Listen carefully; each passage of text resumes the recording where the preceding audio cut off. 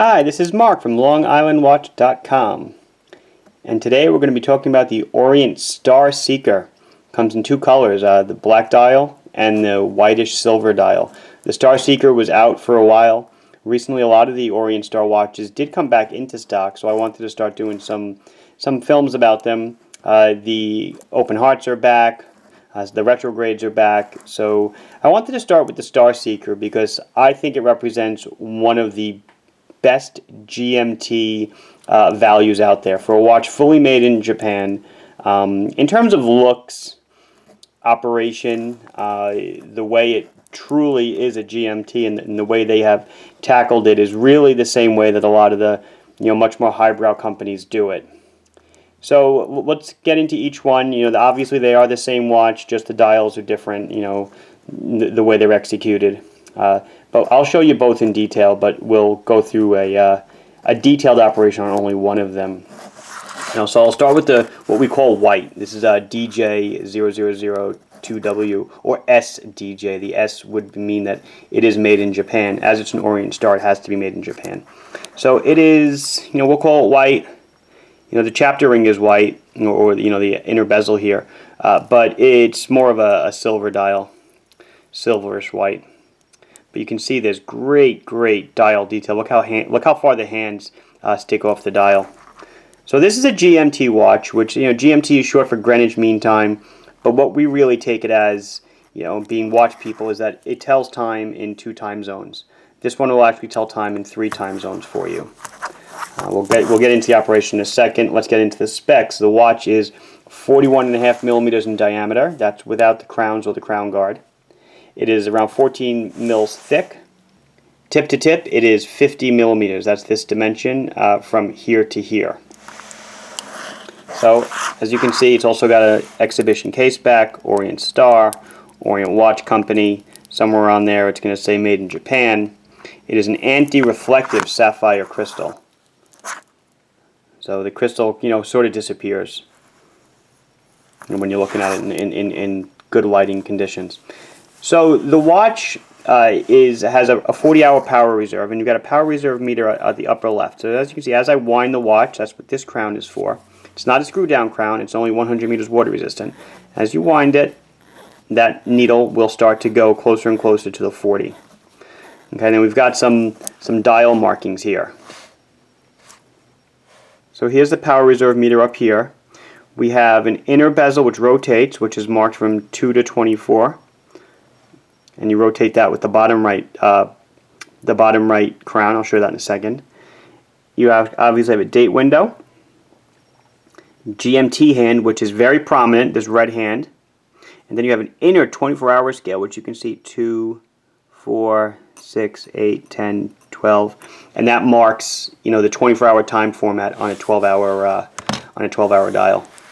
So as I was saying before, you wind the watch like this, and you can see the power reserve meter is going up. You pull it out 1 click, and you can turn it clockwise, and you can change the date. I'm not going to do the GMT hand yet. I'm going to pull the crown out 2 clicks. I'm going to start to go forward. Now, as you can see, as I go forward, for every 1 hour I advance, the red GMT hand moves a half hour on a 12-hour scale, or in the 24-hour scale that's on the outer periphery, you'll see it moves 1 hour. So right now you can see the red is pointing to around 17. So if I change the watch 1 hour, it's now pointing to 18. So as I said before, you can actually move this internal bezel. So if I unscrew this crown at the bottom right, now I can move it. So now I have 3 time zones. Okay, I have the outer, I have the inner, and I have the regular 12-hour time. So right now the watch is showing, let's put everything just back to square. There we go. So right now the watch is showing 6. The GMT hand is pointing to 18. So wherever this watch is set for right now for time-wise, it is 6 p.m. in the GMT time zone. So to change the GMT time, you push the crown back out to the date changing position, see? Instead of turning it clockwise, now you turn it counterclockwise. And as you turn it, it snaps. It snaps and detents into the hourly markings. You can't really stop it halfway. If you If you were here, you could feel it. It's clicking into the hours.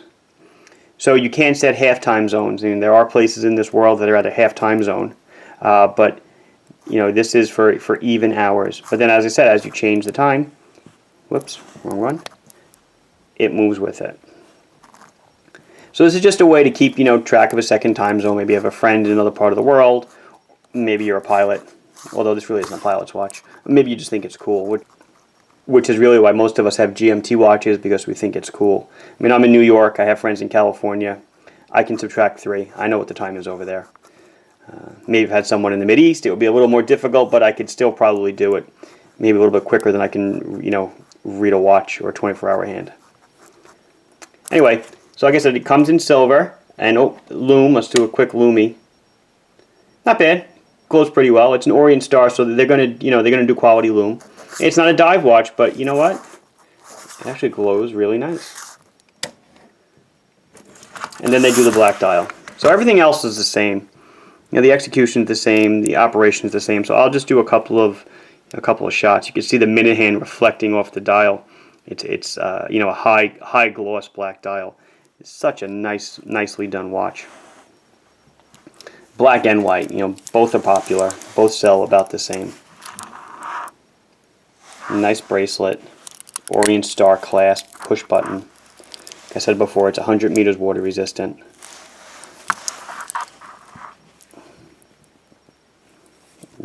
Nice crown guard. It really accentuates the watch, makes it more symmetrical, because so when the buttons stick out, I guess visually you don't realize the buttons stick out because you have the crown protector, the inner crown protector here. Winds very smooth. Great watch. Well, again, this has been Mark from LongIslandWatch.com showing you the Orient Star Seeker.